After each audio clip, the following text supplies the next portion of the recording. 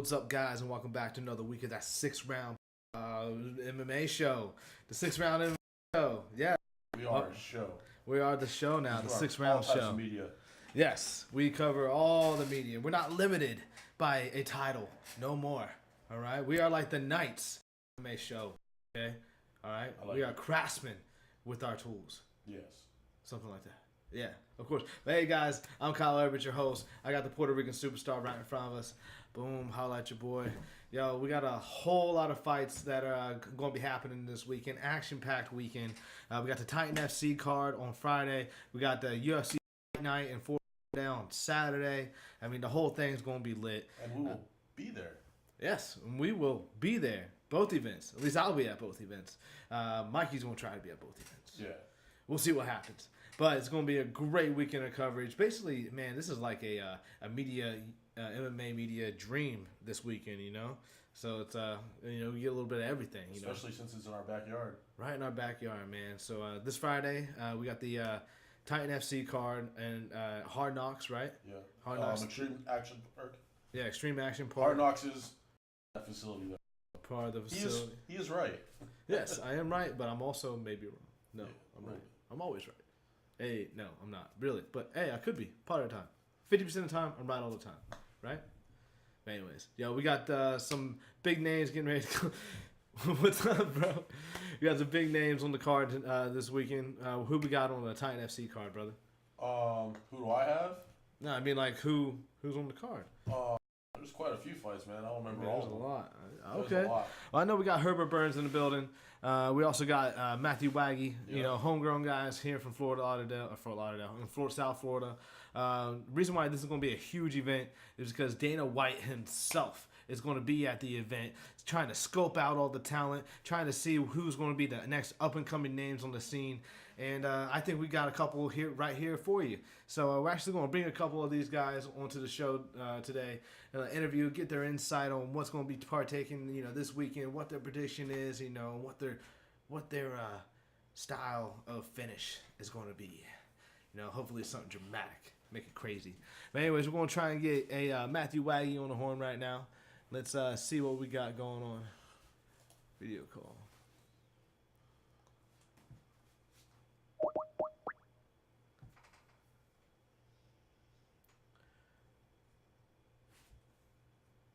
Got it calling.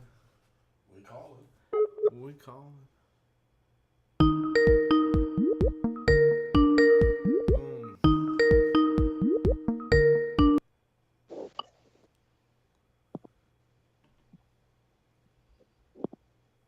Hello.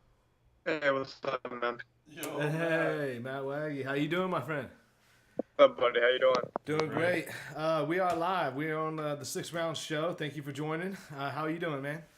Good, man. I can't see you. I don't know if that matters, but... Oh, you can't see me? Well, I can see you just fine. Okay. Must have that setting a little messed up, but we good.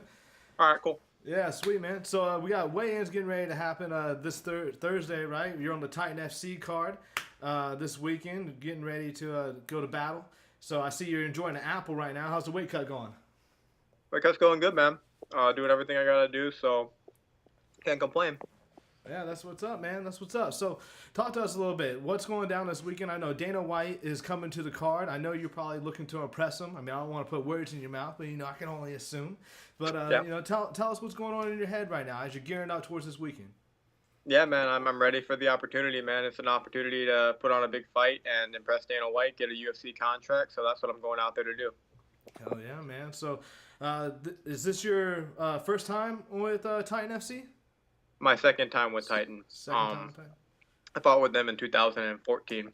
Oh, okay. Years ago. Yeah. All right, cool. Well, glad you're back on the card. Hopefully you get that opportunity. So do you know much about your opponent? Did you have to change up anything with your camp leading up to this? I've seen him around.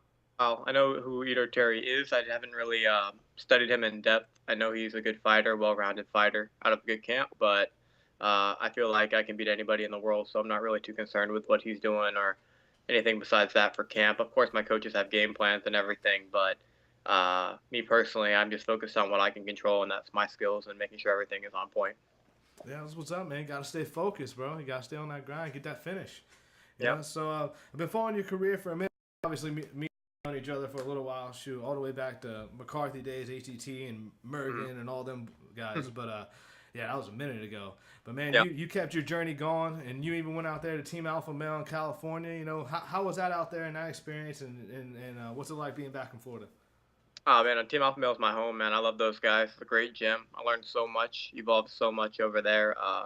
It's still, I consider that part of my gym. I still rep them. I rep Roger Crawl at his gym in Sunrise, but he's been helping me out so much for this camp. And being back in Florida is great. You know, you get to be with your friends and family, and the support system is there. Everything's going great, man. I love being back in Florida, but once I have that UFC contract, I'm definitely going to be making training camp trips to Alpha Male for sure. Hell yeah! You think that's gonna be something you're gonna be moving out there, like long term? Like you want to move there, or are you gonna have both on the West Coast and East Coast?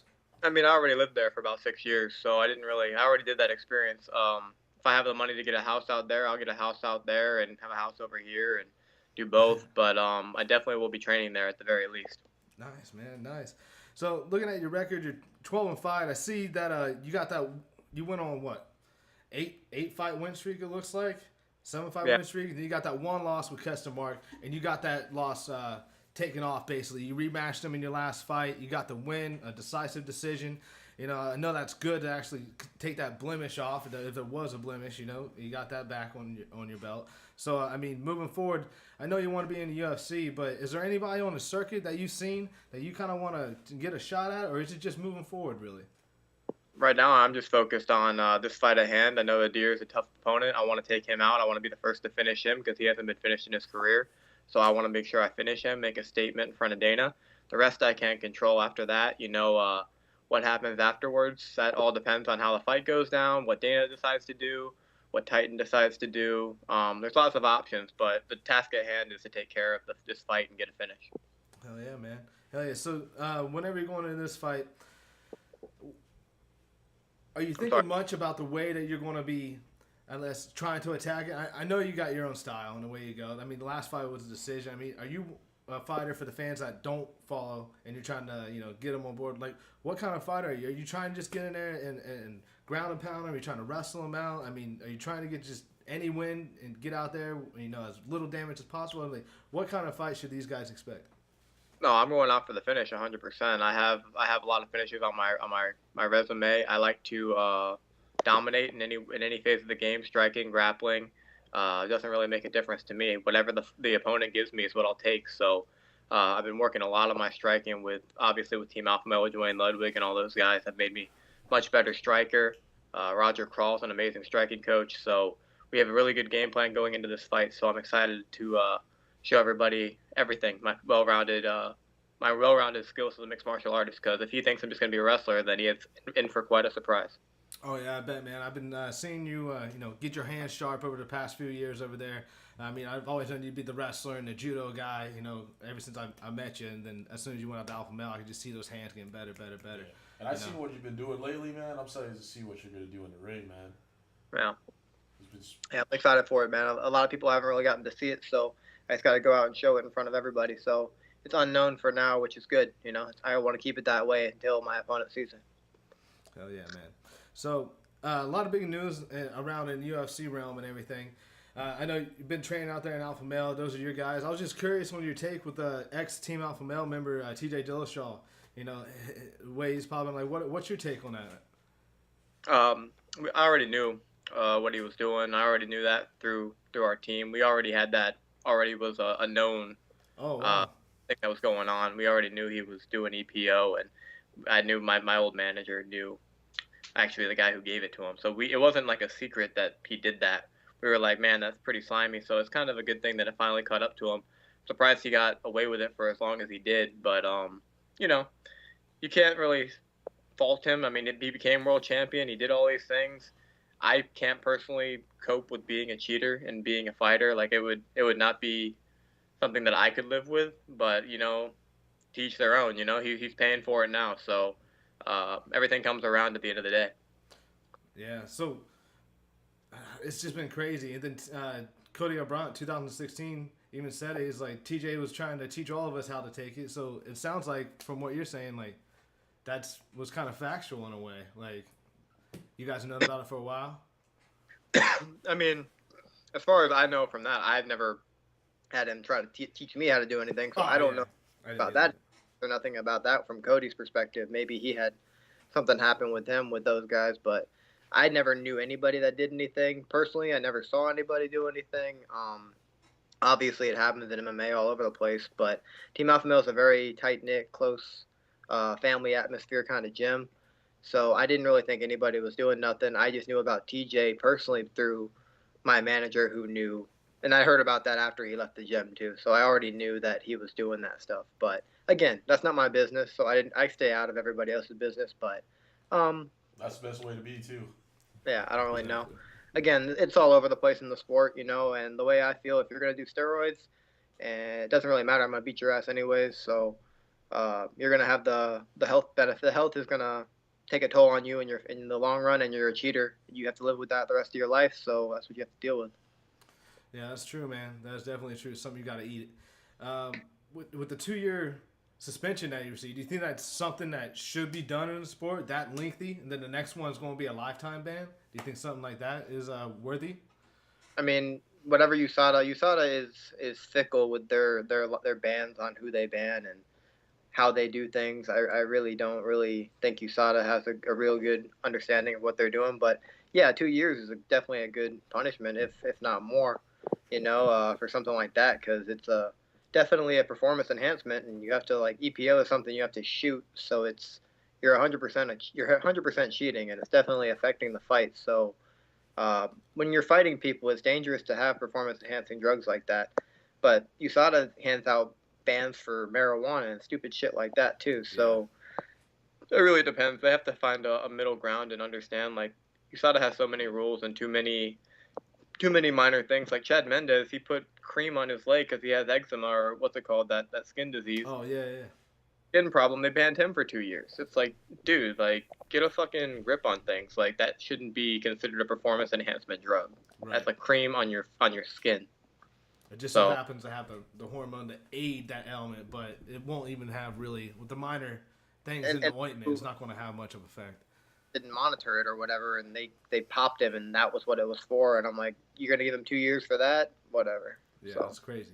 So do you think this is something that's actually still prevalent in the MMA arena? I mean, actually, I just found out this past week that they pick and choose EPO, and that's why it's been hard for athletes to get caught with EPO, because apparently EPO costs thousands of dollars to test for. So it's something additional that the UFC chooses, or the USADA chooses to do randomly.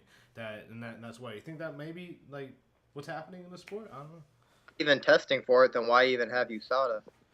Like, if you're not even going to test for the hardcore stuff, why are you going to pop the guy for smoking weed? Why are you going to pop the guy for, taking over-the-counter protein supplement or something, and then banning that guy and then tainting his legacy? Like, why even do that if you're not going to go 100% with it? You guys have the money in USADA. You guys showing up at people's doorsteps at 5 in the morning, taking their urine and their blood, invading their privacy, but you're not even testing for the real stuff. That's kind of bullshit in my opinion. Yeah, it's crazy, man. Especially with EPO. I mean, yeah, steroids as far as like testosterone and DECA and D-ball and all that shit, that's going to give you like a muscular advantage, a strength advantage. But EPO, especially in a game like MMA, cardio is everything. The gas tank is everything. And if you were able to go like Lance Armstrong and Tour de France, because that's what he's taking, being able to grind those gears for days on end, I'm sure you can last 5 rounds like nothing even happened on EPO. I mean, that's just an advantage that they definitely did test for. I agree with you. Yeah, I mean, that's something. I mean, TJ was always the hardest worker in the gym. I mean, we always saw him in there, and I didn't know he was on that stuff. Maybe he wasn't. I'm sure he's a hard worker regardless, and I'm sure he's a great athlete without it. But at the same time, like, if he was doing it, that would make a whole lot of sense, because he was always the guy who was there the most. He was pushing it. They used him as an example. It was like, TJ did this, TJ was doing this, and like, that's how you become world champion. And he did all the work, but it's like, now we kind of see, okay, he was on EPO. Kind of makes a little more sense. Oh yeah, I can definitely see that. Definitely. So were you out there training with him at the same time? As far yeah? Like, I'm curious on this end, because it seems like other camps try to talk smack more about it than anything. When they see the YouTube videos of TJ trying to get extra shot in after the bell rings, was he that type of dude? Always try to push it a little bit extra. Oh, training? Yeah, in training, like. Yeah. Yeah, absolutely. I mean, TJ wasn't my favorite guy. He was one of the few people that I didn't like Alpha Male was a great gym, and everybody I really liked pretty much everybody at that gym. Great people, but TJ always had this arrogance to him, and I never was really super friendly with TJ to begin with. So, but yeah, we had wars at the gym where I was sparring with him, or we were doing jujitsu, and I was getting a little bit of the better of him in jujitsu, and then we scrambled, and then all of a sudden he kneed me in the face and started throwing hands with no gloves on, started hitting me with hooks. Oh. Hooks back at him, and then Dwayne came in and separated us. Like that's the kind of guy he is. He does like if you start getting a little bit better on him, then he'll get a cheap shot in there. Like he did that to Chris Holdsworth. Pretty much ruined Chris Holdsworth's career. But hit him in the back of the head, and Chris is all messed up for the rest of his life, pretty much now from head trauma. So that's legit. Like I've heard stories about that, but that's like for real. What happened? Like that's why we haven't really seen Chris Holdsworth back in the UFC since like the Ultimate Fighter days and everything. Yeah, he has some sort of problems with his head. Obviously, he doesn't talk about it too much, but yeah, he hasn't been able to really recover from. It caused him a lot of mental problems, and he's going through a lot of depression and stuff like that from all of the. I don't know exactly what he has wrong with him, but right. He's not in a condition where he feels like he can fight. Wow, see that's crazy. Head trauma, especially nowadays. A lot of stories are starting to come out. Like, of course, we had the Matt Hughes debacle that came out, but he got hit. One, he had the career, but then he got hit by the train. It seemed like that really elevated it. But, he got allegedly, beat his kid, beat his nephew, trauma with his wife. I mean, then you have BJ Penn coming out, attacking a farmer with a machete and going after his wife. I mean, are you worried about, because these stories that come out, no matter how prolific it sounds, they're actually pretty prevalent in the NFL as well, which is a high contact sport. Are you worried about the effects of head trauma in MMA, and how safe do you really feel MMA is with your experience? I mean, MMA is not a safe sport. If you signed up for fighting, you're getting hit in the head. It's nothing safe about MMA, but there's ways to train around it, and that's why I've gone to a lot of the top gyms in the world, and I realized that hard sparring is not always the best route. There's times where you need hard sparring, and there's times where you feel like you need to get better, but some gyms and some people, they overdo it, and honestly, it's a lot of mileage that you take on your body. You're already taking damage from the fight. You're already taking damage from training. Like, you don't need the head trauma every single day or 3 times a week. You don't need to just beat up your body and your head like that, because you only get so many shots.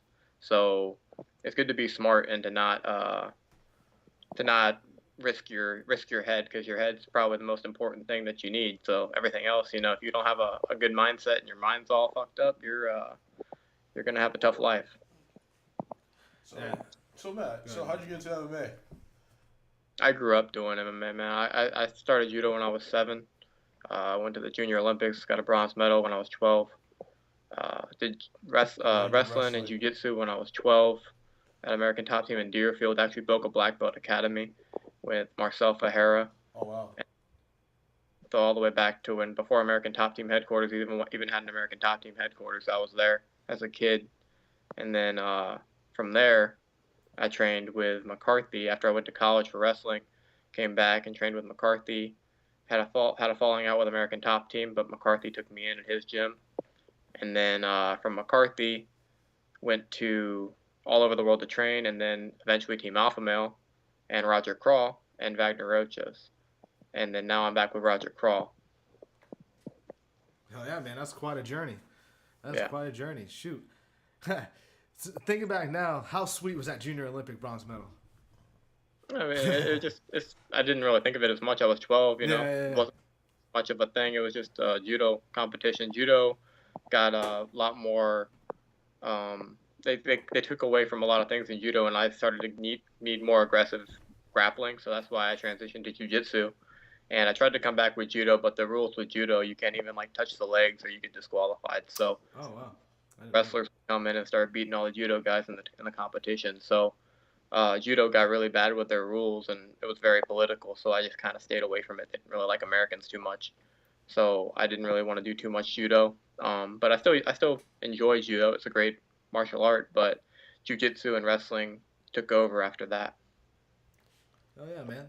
So now that you got judo, wrestling, jiu-jitsu, you got your Muay Thai with with your stand-up, do you still train with Dwayne at all, or they're totally separate? They're not even part of the top team anymore?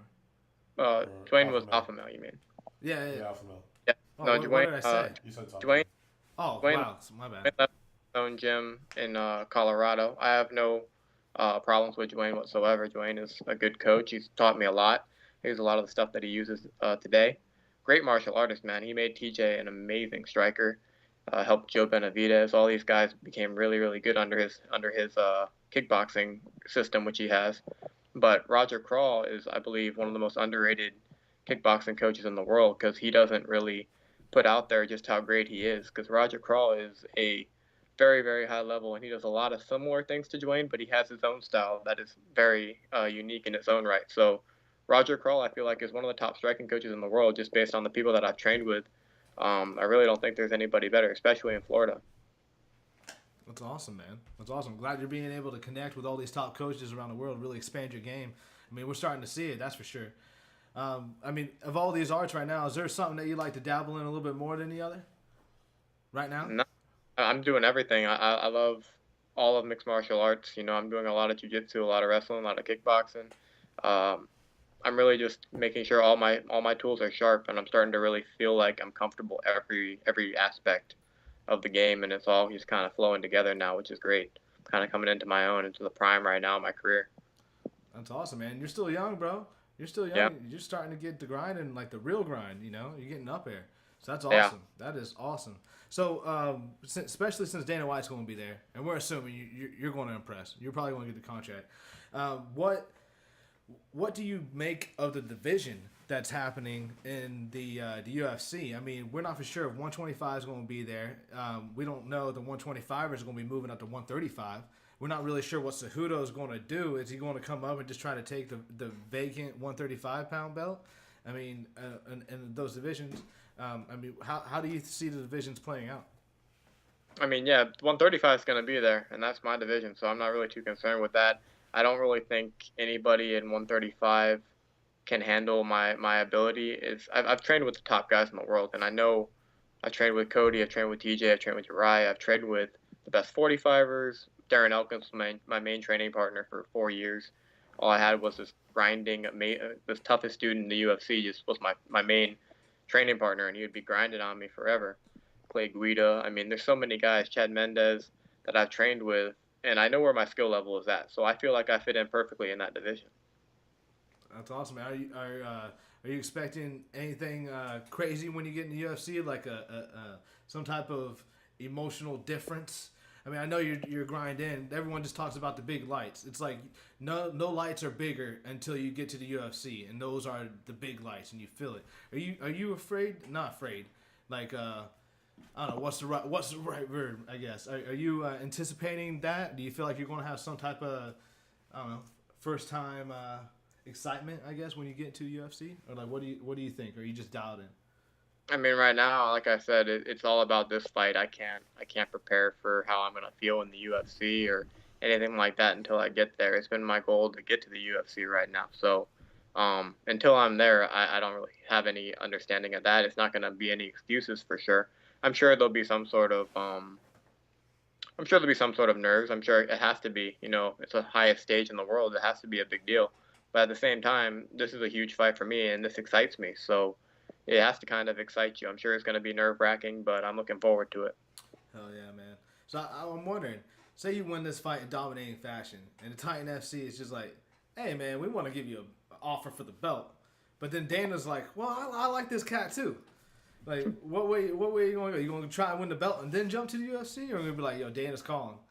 I mean, if Dana says I'm going to the UFC, I'm going to the UFC. He's got his bags packed already. Right? But, like, Titan FC is a great promotion, and I don't think Titan would get in the way of that either.